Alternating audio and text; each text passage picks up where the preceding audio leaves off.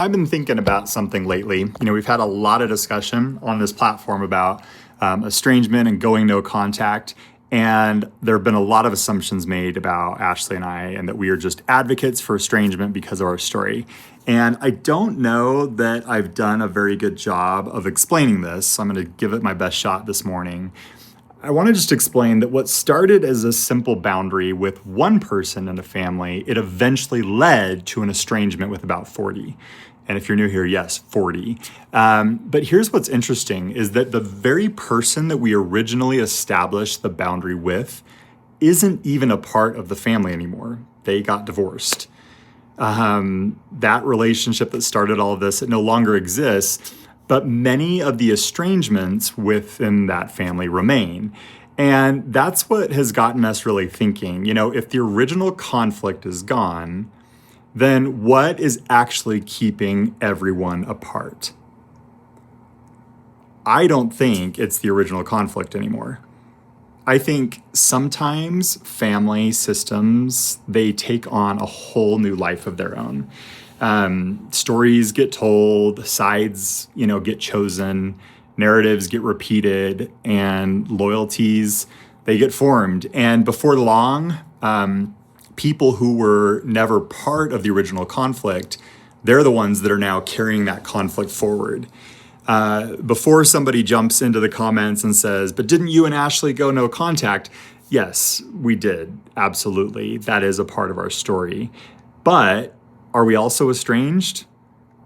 The answer is also yes, because the reality is we have reached out, we've responded, we've left doors open, we've experienced silence too. So we've lived enough of this story to know that estrangement hurts no matter which side of estrangement that you're on. And so that's why I get a little bit frustrated sometimes when people try to reduce this greater estrangement conversation down to just forgive or just cut them off, because it's rarely that simple. It's nuanced. Ashley and I, we are not pro estrangement. We never have been. We're pro healthy relationships. And healthy relationships and healthy boundaries are often what gives relationships their best chance of surviving. Anyways, I know that it is nuanced, and I've actually really enjoyed the conversation that we've had with so many of you.